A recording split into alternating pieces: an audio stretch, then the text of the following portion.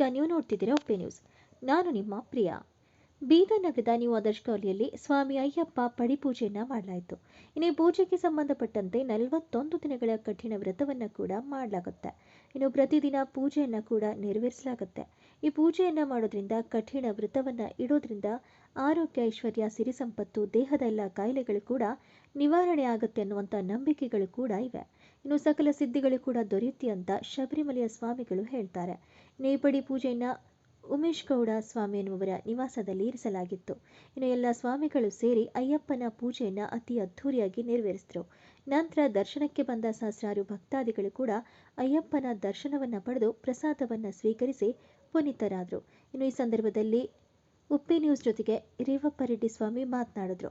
ಇನ್ನು ಮಂಜುಸ್ವಾಮಿ, ಮಾರುತಿ ಸ್ವಾಮಿ, ಮಣಿಗುರು ಸ್ವಾಮಿ ಇನ್ನಿತರರು ಉಪಸ್ಥಿತರಿದ್ದರು.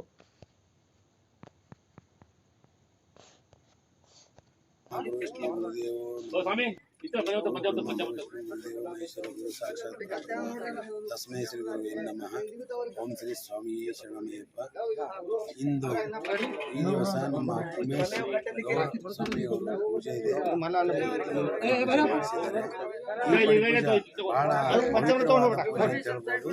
ಈ ಅಯ್ಯಪ್ಪ ಸ್ವಾಮಿ ಪೂಜೆ ಮಾಡೋದ್ರಿಂದ ಎಲ್ಲ ಒಂದು ದುಷ್ಟ ಶಕ್ತಿಗಳನ್ನು ದೂರ ಮಾಡಿ ಒಳ್ಳೆಯದನ್ನ ಸ್ವಾಗತ ಮಾಡೋಕ್ಕೋಸ್ಕರ ಈ ಪೂಜೆಯನ್ನು ಮಾಡ್ಕೊಳ್ತಾರೆ. ಪ್ರತಿ ವರ್ಷ 41 ದಿವಸ ಮಾಲೆ ಹಾಕೊಂಡು ಸ್ವಾಮಿ ಪವಿತ್ರವಾದ ವ್ರತ ಮಾಡಿಕೊಂಡು ಶಬರಿಮಲೆಗೆ ತೆರಳುವಂತ ಮುಂಚೆ 41 ದಿವಸ ಮಂಡಲ ವ್ರತ ಮಾಡ್ಕೊಂಡು ಹೋಗ್ತಾರೆ. ಈ ಪೂಜೆ ಮಾಡುವಾಗ ಒಂದು ಬಾಳೆಹಣ್ಣಿನಿಂದ ಮಂಟಪವನ್ನು ಕಟ್ಟಿ ಒಳ್ಳೆ ಪೂಜೆಯನ್ನು ಮಾಡಿಕೊಂಡು ಅನ್ನ ಸಂತರ್ಪಣೆ ಮಾಡಿ ಹೋಗ್ಬೇಕಂತ ಒಂದು ಹಿಂದಿನಿಂದ ಮಾಡ್ಕೊಂಡು ಬಂದಿದ್ದಾರೆ. ಅದೇ ಥರ ಮಾಡ್ಕೊಂಡು ಹೋಗೋದ್ರಿಂದ ಎಲ್ಲ ಸ್ವಾಮಿಗಳಿಗೆ ಒಳ್ಳೆಯದಾಗುತ್ತೆ. ಸಿವಿಲ್ ಸ್ವಾಮಿ ಇರ್ಬೋದು, ಮಾಲ್ಯದಾರಿ ಇರ್ಬೋದು, ಒಳ್ಳೆಯದಾಗುತ್ತೆ ಎಂದು ಈ ಒಂದು ಸಂಕಲ್ಪ ಇಟ್ಕೊಂಡ್ಬಿಟ್ಟು ಮಾಡ್ತಾ ಇರ್ತಾರೆ. ಪ್ರತಿ ವರ್ಷ ಎಲ್ಲ ಮನೆಯಲ್ಲೇ ಒಂದೊಂದು ಥರ ನಡೀತಾ ಇರ್ತಾರೆ.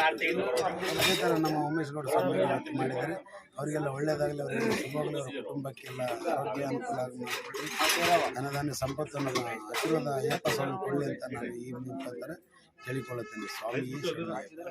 ಸ್ವಾಮಿ ಹೆಸರು ಶಿವಕಾಂತ್ ಮೂಲ್ಗೆ, ಗುರುಸ್ವಾಮಿ बीदर। स्वामी, मेरा नाम उमेश उपलेकर। स्वामी आएगा 41 डेज दीक्षा करके पूजा रखा है। अच्छा हम लोग वो साल भी करा अच्छा होगा, ये साल भी करा अच्छा होगा बड़ी पूजा।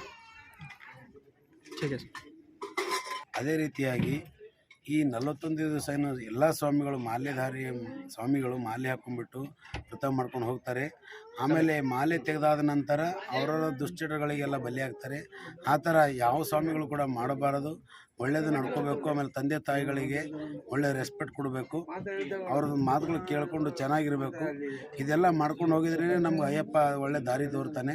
ವಿನಃ ನಾವು 41 ದಿವಸ ಆಯ್ತಾದ್ಮೇಲೆ ಮತ್ತೆ ಎಲ್ಲ ಬೇರೆ ಬೇರೆ ಚಟಗಳಿಗೆಲ್ಲ ಹೋಗ್ತಕ್ಕಂಥ ಎಲ್ಲ ಸಣ್ಣ ಹುಡುಗರು ಆ ಥರ ಮಾಡಬಾರದು ಅಂತ ನಾನು ಈ ಮುಖಾಂತರ ಕೇಳ್ಕೊಳ್ತೀನಿ. ಧರಿಸಿಕೊಂಡು 41 ಡೇಸ್ ವ್ರತ ಮಾಡ್ತಾರೆ. ಆ ನಂತರ 41 ಡೇಸ್ ವ್ರತದಲ್ಲಿ ದಿನ ಒಬ್ಬ ಸ್ವಾಮಿಗಳು ಪಡಿ ಪೂಜೆ ಮಾಡ್ತಾ ಇರ್ತಾರೆ. ಈಗ ವಿಶೇಷವಾಗಿ ಪಡಿ ಪೂಜೆ ನಡೀತದೆ ಬೀದರಲ್ಲಿ. 41 ಡೇಸ್ ಆದ ನಂತರ ಮಕರ ಜ್ಯೋತಿಗೆ ಎಲ್ಲರೂ ಸ್ವಾಮಿಗಳು ತೆರಳ್ತಾ ಇರ್ತಾರೆ. ಅಯ್ಯಪ್ಪ ಸ್ವಾಮಿ ಪೂಜೆ ಮಾಡಿದ್ರೆ ಎಲ್ಲ ಸಕಲ ಫ್ಯಾಮಿಲಿ ಒಳ್ಳೇದಾಗ್ತೈತೆ, ನಮ್ಮ ಜನರಿಗೆ ಒಳ್ಳೇದಾಗ್ತೈತೆ, ದೇಹ ಜನತೆ ಒಳ್ಳೇದಾಗಲಿ ಅಂತ ಉಮೇಶ್ ಗೌಡ ಸ್ವಾಮಿ ಪೂಜೆ ಮಾಡಿದ್ದಾರೆ. ಸ್ವಾಮಿಯೇ ಶರಣಯ್ಯಪ್ಪ, ಸ್ವಾಮಿಯೇ ಶರಣಮಯ್ಯ. ಮಂಜು ಗುರುಸ್ವಾಮಿ ನೇತೃತ್ವದಲ್ಲಿ ಪೂಜೆ ಆಗಿದೆ. ನಂತರ ಮತ್ತೆ ಮಣಿ ಗುರುಸ್ವಾಮಿ ಅವರು ಬೆಂಗಳೂರಿನ ಬಂದ ಮಣಿ ಗುರುಸ್ವಾಮಿ ಅವರು ಶಬರಿಮಲೆ ಅಯ್ಯಪ್ಪ ಸ್ವಾಮಿಯಲ್ಲಿ 40 ವರ್ಷ ಸೇವೆ ಮಾಡಿದ್ದಾರೆ. ಆ ಗುರುಸ್ವಾಮಿ ನೇತೃತ್ವದಲ್ಲಿ ಪೂಜೆ ಆಗಿದ್ದಾರೆ. ಮಂಜು ಗುರುಸ್ವಾಮಿ ಅವರು ಸ್ವಾಮಿ ಶರಣಮಯ್ಯ ಸ್ವಾಮಿ. ನಮ್ಮ ಹೆಸರು ರೇವಪ್ಪ ರೆಡ್ಡಿ ಸ್ವಾಮಿ, ಮಂಜು ಗುರುಸ್ವಾಮಿ, ಉಮೇಶ್ ಗೌಡ ಸ್ವಾಮಿ, ಮತ್ತು ಹಾಗೆ ಮಾರುತಿ ಸ್ವಾಮಿ ಮತ್ತು ಮಣಿ ಗುರುಸ್ವಾಮಿ ಸ್ವಾಮಿ ಶರಣ. ಆ ವ್ರತ ಏನಕ್ಕೆ ಅಂದರೆ ಆರೋಗ್ಯಕ್ಕೆ ಒಳ್ಳೆಯದು ಒಂದು. ಎರಡನೇದು ಅವ್ರ ಸಂಗಡ ನಿವಾರಣೆ ಆಗುತ್ತೆ. ಮೂರನೇದು ಅವ್ರದ್ದು ಕೆಟ್ಟ ಅಭ್ಯಾಸ ಏನಾದಿದ್ದರೂ ಆ 41 ದಿವಸ ಒಳಗೆ ಅದು ಮಾಯ ಆಗುತ್ತೆ. ಇದು ಅಯ್ಯಪ್ಪನ ಮಹಿಮೆ. ಇದು ಮಾತು ಬರದೇ ಇದ್ದವ್ರಿಗೂ ಮಾತು ಬರುತ್ತೆ.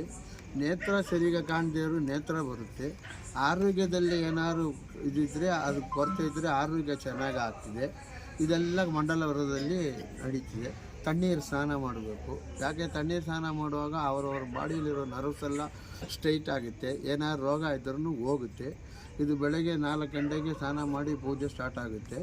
6 ಗಂಟೆ ತನಕ ಪೂಜೆ ನಡೀತದೆ. ಅಯ್ಯಪ್ಪನ ಪೂಜೆ, ಗಣಪತಿ, ಮುರುಘಾ ಇವ್ರದ್ದೆಲ್ಲ ಆರಾಧನೆ ನಡೀತದೆ. ಅದಾದಮೇಲೆ ಸಂಜೆನೂ ಅದೇ ಥರ 6 ಗಂಟೆಗೆ ಸ್ಟಾರ್ಟ್ ಆಗಿ 8-8:30 ತನಕ ಆಗ್ತದೆ. ಮುಂಜಾನೆ 1 ಹೊತ್ತು ಮಾತ್ರ ಊಟ ಮಾಡ್ತಾರೆ ಭಕ್ತಾದಿಗಳು, ವ್ರತಾದಿಗಳು. ಸಂಜೆ ಒಂದು ಅಲ್ಪಾಹಾರ ಮಾಡ್ತಾರೆ. ಇದು ಅಯ್ಯಪ್ಪನ ರೂಲ್ಸ್ ಇದು. ಆಮೇಲೆ ಇನ್ನೊಂದು ಏನಂದರೆ ಇರುಮುಡಿ ಕಟ್ಟಿ ಹೊರಡಿದ ಮೇಲೆ ಶಬರಿಮಲೆಗೆ ಹೋಗಿದ್ದ ಮೇಲೆ ಅಲ್ಲಿ ಅಭಿಷೇಕ ಮಾಡಿ ಆ ಪ್ರಸಾದವನ್ನು ತಂದು ತಿರ್ಗಾ ಯಾವ ಜಾಗದಲ್ಲಿ ಇರುಮುಡಿ ಕಟ್ಟಿದಾರೋ ಅಲ್ಲಿ ಒಳಗಡೆ ಬಂದು ಇರುಮುಡಿ ಮಡಗಿ ಪೂಜೆ ಮಾಡಿ ಮಾಲೆ ದಾರಿದ್ರು ಮಾಲೆ ತೆಗೆದು ಆಮೇಲೆ ಅವರವ್ರ ಮನೆಗೆ ಹೋಗಿ ಅವ್ರವ್ರ ಮನೆಯೊಳಗೆ ಇರೋದು ಗರ್ಭಗುಡಿ ಒಳಗಡೆ ಇರುಮುಡಿನ ಮಡಗಿ ಸ್ನಾನ ಮಾಡಿ ಬಂದು ಒಂದು ಹಣ್ಣು ಹಂಬಲ ಮಡಗಿ ಪೂಜೆ ಮಾಡಿಬಿಟ್ಟು ಆ ಪ್ರಸಾದವನ್ನು ನಿವೇದನೆ ಮಾಡ್ತಾರೆ ಎಲ್ಲರಿಗೂ.